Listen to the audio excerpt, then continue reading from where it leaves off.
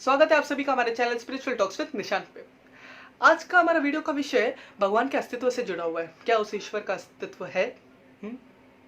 क्या ये प्रश्न वैसे आप सभी के मस्तिष्क में एक बार तो आया ही होगा कि क्या जिसकी हम इतने आराधना करते, इतने इतने अलग अलग धर्मों में अलग अलग तरीके की पूजा करते हैं, क्या उसका अस्तित्व है असल में?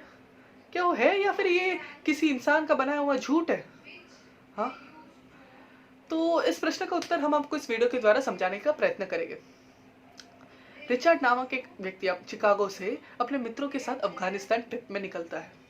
रिचर्ड का ये विचारधारा होता है कि ये लाइफ, ये जिंदगी ना मिलेगी दोबारा, वो वाला। हाँ, पूरा जितना हमें एंजॉय कर सके उतना एंजॉय करना चाहिए। हाँ, शारीरिक सुख ही सबसे बड़ा सुख है। हाँ, enjoy your life to the fullest, ऐसा वाला ये उसका ये विचारधारा थी। हाँ, तो अपने दोस्तों के साथ आता है अफगानिस्तान, वहाँ मज़े करता है, ट्रिप करता है। फिर एक बार अफगानी पहाड़ियों से गुजरते वक्त खतरनाक धूप होता है अफगानिस्तान में। हाँ, इसलिए उसे वहाँ रुकना पड़ता है। अपना डेरा डाल के वे और उसके दोस्त लोग वहाँ बैठ जाते हैं एक जगह पे छाव के नीचे।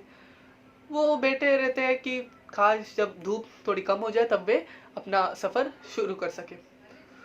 तो वहाँ से एक अंधा बालक, सिर्फ मेरी उम्र का या 15 से 17 साल की उम्र का, वो अंधा बालक वहाँ से गुजर रहा था।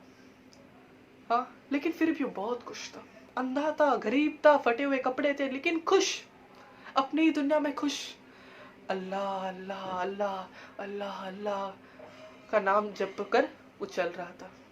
हाँ, तो ये रिचर्ड और उसके दोस्त लोग देखने लगे और सोचे कि ऐसा कौन सा सुख है जो इसे इतना खुशी दे रहा है, इतना आनंद की अनुभूति दे रहा है।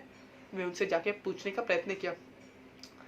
वो बालक उन्हें देखकर सिर्फ कह रहा था, अल्लाह। तो रिचर्ड विचार में गया कि क्या ऐसा कोई सुख है जो हमारे शारीरिक सुख से भी बड़ा है? हाँ, क्या ऐसा कोई सुख है असल में? हाँ, जो जिसका कभी अंत नहीं होगा? तो ये इसकी तलाश में रिचर्ड इतना डूब गया कि आगे चलकर जब उसे इसका रियलाइजेशन हुआ, जब उसे अपना उत्तर मिला, तब वो श्री कृष्ण का भक्त हो गया। पूरे जीवन उसने अपना श्री कृष्ण के शिक्षण के प्रसारण में लगा दिया, भगवत गीता के प्रसारण में लगा दिया। मेरा कहने का अर्थ ये है कि जब आप ईश्वर के अस्तित्व पर प्रश्न उठाते हो, तब आप उसके अस्तित्व पर नहीं, उसे कुछ फर्क नहीं पड़ता, आप स्वयं के अस्तित्व पर प्रश्न उठा रहे हो।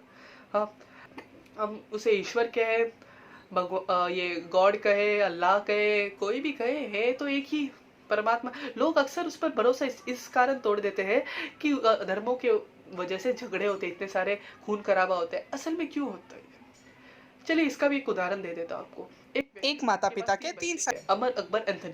हाँ, क्या जब हाँ, तो क्या जब एंथनी ऐसा कहे कि मेरा फादर, वो एंथनी उसको फादर कहता है, अकबर उसे अब्बाजान कहता है और अमर उसे पिताश्री कहता है। तो क्या एंथनी ये कहेगा कि मेरा फादर सही है लेकिन तुम्हारा अब्बाजान और तुम्हारा ये पिताश्री एग्जिस्ट नहीं करते, है ही नहीं, गलत है? हाँ, क्या वो सही है या क्या वो मूर्ख है? सिमिलरली जब अकबर कहे कि मेरा अब्बाजान है लेकिन तुम दोनों के पिताश्री फादर नहीं है, वो भी गलत है। अमर जब कहे कि तुम मेरे पिताश्री है लेकिन तुम्हारे अब्बाजान और फादर नहीं है, वो भी गलत है। हाँ, जब वो कहता है कि तुम्हारे अब्बाजान नहीं है, तो किसके अस्तित्व पर प्रश्न उठा रहा है? स्वयं के पिताश्री के अस्तित्व पर, उसके किसी अब्बाजान के, दूसरा अब्बाजान के ये अस्तित्व पर नहीं। और जब वो स्वयं के पिताश्री के अस्तित्व पर प्रश्न उठा रहा है, तो स्वयं के अस्तित्व पर प्रश्न उठा रहा है। ये समझिए, जब हम कहते हैं कि भगवान नहीं है, तो हम उन सभी जीवनों को मूर्खता सिद्ध करने पर तुले हुए हैं।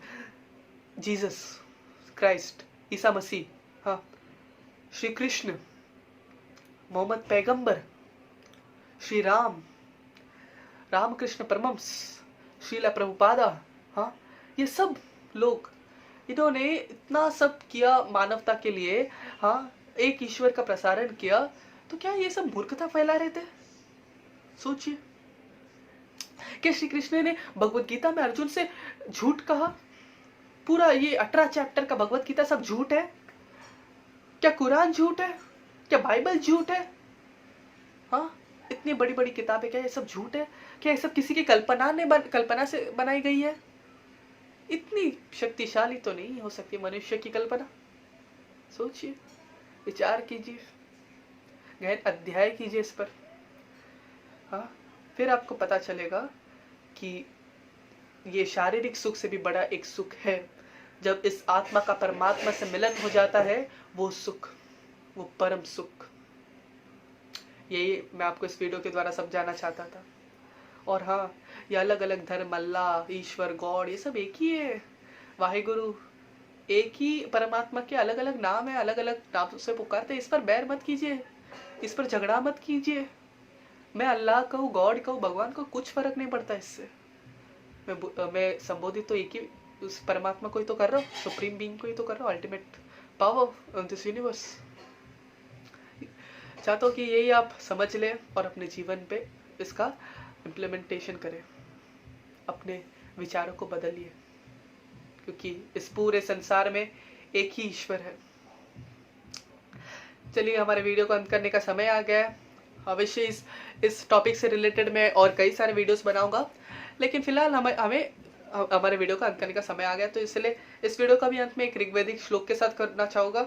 शूद्र पुता भवता यज्ञी आसा, अर्थात हमें स्वच्छ और पवित्र रहना चाहिए और हमें अपना जीवन स्वयं के लिए नहीं, दूसरों के लिए जीना चाहिए, समाज का उद्धार करना चाहिए।